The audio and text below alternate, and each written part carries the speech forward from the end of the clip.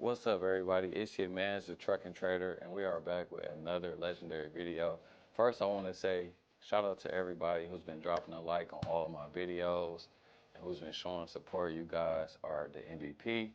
Today, we're going to keep this video nice, short, and simple for y'all. I'm going to be talking about retracements versus reversals because I know a lot of beginner traders, right? They still struggle with this. I know even like being 5, 6 years into trading, sometimes like, when I'm watching the live markets, I'm like, oh shit, is it a reversal? Is it a retracement? Okay. Not all the time. Sometimes I might get messed up if I'm in school or something like that. So that's what we're going to be talking about in this video. Make sure y'all drop a like. Make sure y'all subscribe to the channel. I'm trying something new out. I want to like start giving y'all more of me versus y'all just like seeing my trades and seeing me post on the community tabs and everything like that. So, stay tuned, man. We're here. We about to get this money this year.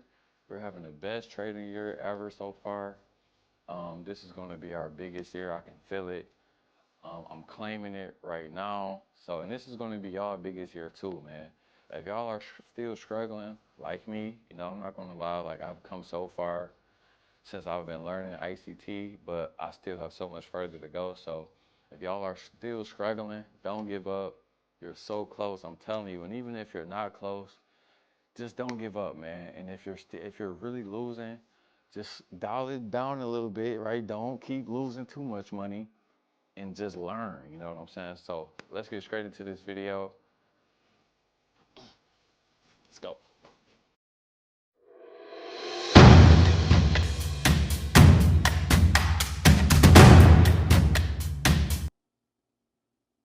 All right, you guys, now let's jump straight into this chart. Right away, you guys know it's Sunday. The market just opened recently at 6 p.m. and all of these purple boxes that you see on my charts, these are going to be new week opening gaps. I like to study new week opening gaps because, as you guys know, I study smart money concepts or ICT concepts. Shout out to ICT, that's my guy. I'm going to always give him his credit when the credit is due. So let's box this up. Work with me. I'm trying to use my girlfriend's laptop right now, and she don't have a mouse on this laptop, so it's not that easy to navigate right now. But I'm just gonna make this purple, and then put new week opening gap. I believe it's the February 24th or something, right? That's just how I normally mark everything up. So like I said earlier, you guys, what I want to talk about in this video is reversals and retracements, all right? So what I'm going to do is I want to go over last Friday's price action, right? And how do you identify reversals compared to retracements, all right? So I'm gonna give you guys a good example right here. Now, last Friday, we was inside of this daily, this box right here was on the daily chart. I'm gonna show you guys this real fast. All right, if I can. I'm gonna have to buy my girlfriend a mouse because this is unacceptable. Like I can't even scroll down. I feel like Apple makes everything so difficult. Okay, so maybe I won't be showing you guys this because I don't really know how to work my girlfriend's laptop right now. So let's just dive into price action, all right? So this little area right here, this was a gap on a daily chart, but this was also a new week opening gap right here. You guys can see this right here. It says February the 17th. So what we had happen last Friday, we had a sweep of liquidity, right? Now let's zoom into this right here, right? This little high that I just put that red line on. I know I got a lot on my charts, but just bear with me, right? I'm not going to be removing anything off of my charts because I use all of this information on my charts to get really precise entries into like all of this stuff really helps me read price action a lot better. So we had this sweep of liquidity last Friday, And then notice how the market, you know, went up a little bit higher, and then it eventually dropped back down, and then it cleared out this low right here, right? That is typically a sign of a reversal, all right? So typically when you see a reversal, you want to see a liquidity sweep followed by a displacement to the downside, taking out either a swing low or a swing high, right? That's typically what you want to see when you're looking at a reversal, right? Notice how the market was going up right here on this little bit of a price action. And then after it swept that high, it instantly started to come down, right? Why is that important? It's important because, right, when the market was uptrending, you don't want to be somebody that's just now learning ICT concepts and then you're like looking at this little range right here, right? Trust me, you guys, if you did this last Friday and you took an L, don't feel bad. I used to do this all the time, and that's why I'm literally making this video, because it's so easy to get confused about, you know, what's a reversal and what's not a reversal, right? So let's say if you know, last Friday, let's say you was watching the market and you put your fear from high to low, and you know, let's go to the 15-minute time frame and see if there's anything in there that, you know, could have made somebody take a buy, right? For example, this little order block right here. I'm sorry, it's not an order block. It's a fair value gap, right? So notice how, let's box this little fair value gap here on the 15-minute chart. And if you guys don't know what fair value gap I'm talking about, it's this little gap right here. It's a 3-candle pattern, and I'm just using the gaps. It's a 3-candle pattern, the candle to the far left, the candle to the far right. Normally the gap is going to be the middle candle, and it's this little box right here, right? I'm going to make that, let's just change the color on this.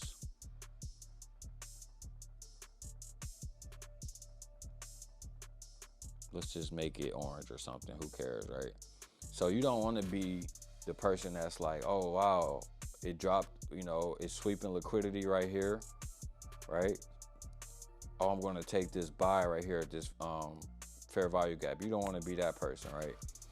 You have to know the difference, okay? So for me, once I see this candle close, this candle right here close below this wick right here, these little lows, once the body of this candle closes below, that is going to be a signal for me that, hey, this market is reversing and is ready to continue going to the downside, right? The other thing you can take note on as well is once it closes outside of this fair value gap, right? Notice how as soon as it closes outside of this fair value gap right here, notice how it comes up and touch it and continues to go down, right?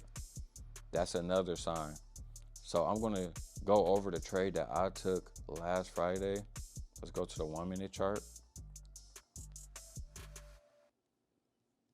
Okay, let's go to the 1-minute chart.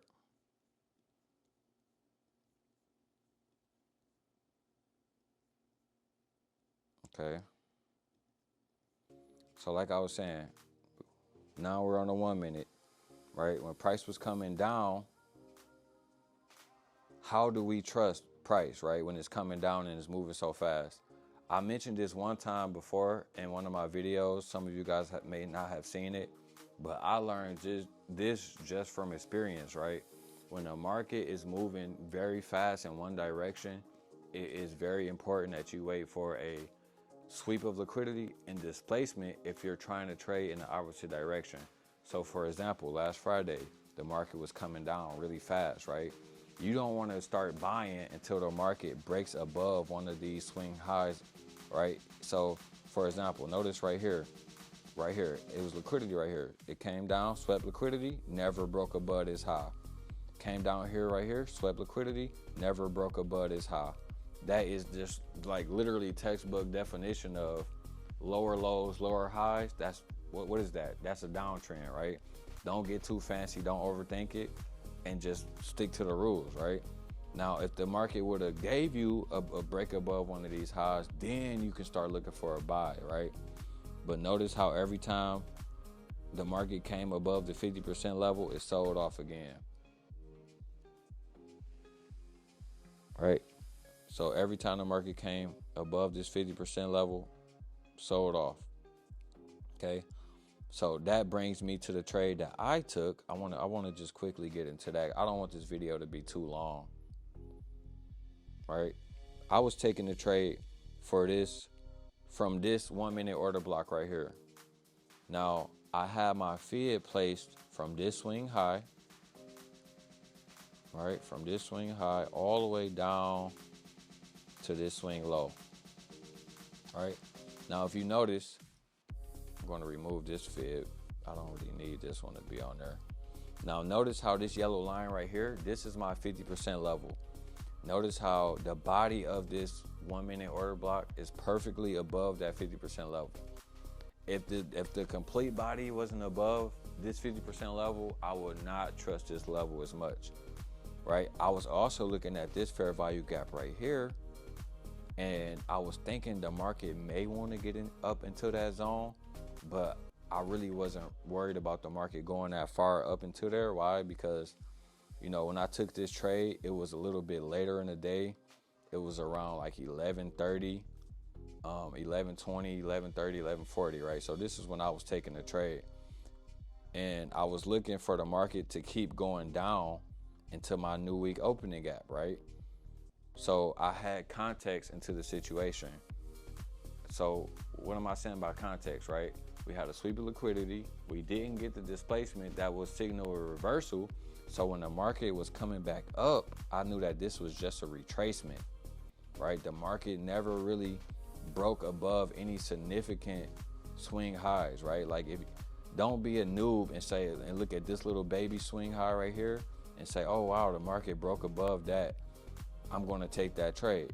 Notice how, yes, the market did break above this right here, but it did not sweep liquidity first. Sweeping liquidity is literally everything. If you're studying ICT and you don't understand liquidity, you might as well throw everything else out of the window. It don't matter if you can identify a fair value gap. It don't matter if you can identify an order block. If you can't identify liquidity, you can't do anything. And that's just the reality, and I'm not trying to be rude about it, but that's just how it is, you know? So let's go into this price action, right? There's some other things in here that I could talk about. I tried to talk to y'all a little bit in the video that I posted. But one of the things that I learned from ICT, right, when an algorithm is going to treat you the best is when, for example, right, if this was a fair value gap order block, it doesn't matter, right? Because this is a order block going to the downside, what I want to see is the bodies of these candles stay on the lower quadrant of the order block, right? So below the midpoint of the order block. So once the bodies kept doing that, no matter what's happening, I'm going to take this trade, right? Because this will have to break above a high on at least the 15-minute time frame in order for me to say, oh, well, it's going to have a reversal, right? And notice how, okay, where am I at?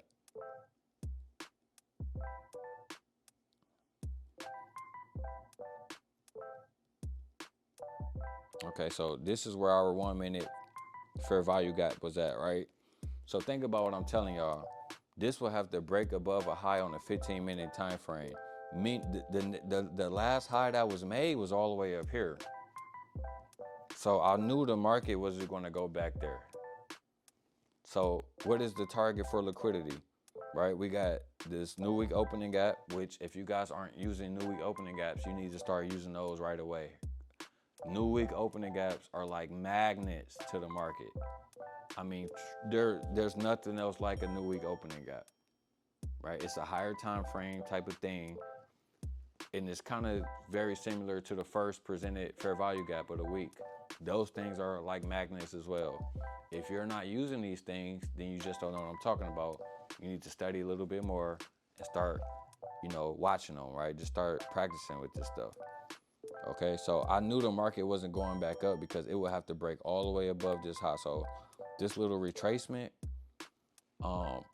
really wasn't worrying me, right? And then when I had my fib on the entire range, I was looking at this and I was like, no, I don't really think it's going to go back all the way up here either, right? There wasn't really nothing up there outside of this little volume imbalance right here, right, on the 15-minute chart. I had that marked out, but I just didn't think that the market would have wanted to get there based on like time and price as well. You know, if the market would have started really making power moves up there, like around maybe, you know, 1040, 1050, early 11, I could have said, okay, maybe it's going to get up there. But the market was really stagnant around here. So that's what kind of allowed me to trust that 1 minute order block, all right? So here are the key takeaways that I want you guys to have in this video. When the market is moving in one direction, right, buys or sells, right? Let's say the market is coming down really fast, but your analysis is telling you to buy. It's nothing wrong with your analysis telling you to buy. However, you have to wait for a liquidity sweep followed by a displacement over a swing low or swing high before you take any buys, right? It's very simple for a lot of you advanced guys, but if you're new, right, that may sound very complicated. And that's what qualifies a reversal. I used to really try to pick the bottoms and pick the tops. You hear ICT talk about this all the time. Don't try to pick the bottoms. Don't try to pick the tops. I used to try to do that all the time. Sometimes it worked. Most times you're just going to get your ass handed to you, and then that's just what it's going to be. And it's going to make you crash out. Now you're going to over leverage, right? Because you know you shouldn't be taking those type of trades. Retracements, on the other hand, is this. When you see a sweep of liquidity, but even if it has a fast movement back up, if it doesn't continue that fast movement past a swing high or a swing low, then that's how you know it's a retracement. And that's how you can go in there, use your Fibonacci tool, right? Find your range and see what's over the 50% level, whether it's an order block, fair value gap, whatever it may be. That's how you learn how to trust that order block or that fair value gap, right? A lot of people always ask ICT, how do you know what order block to trust? How do you know what fair value gap to trust? Well, one of the things that he does all the time is just knowing what is a reversal and what is a retracement. Very important thing to notice. So if you guys got any knowledge out of this video, if y'all appreciate this video, I tried to do my best. I'm trying something new right here. I got my girlfriend recording it. We got the charts put up on a big screen TV. I got the mic. You know, I'm trying to just give y'all some content. I'm trying to help as many people as I can. If y'all appreciate that, drop a like on this video, subscribe to the channel, and we are going to be back with some more content. I appreciate all of y'all for tuning in. Till the next time, peace.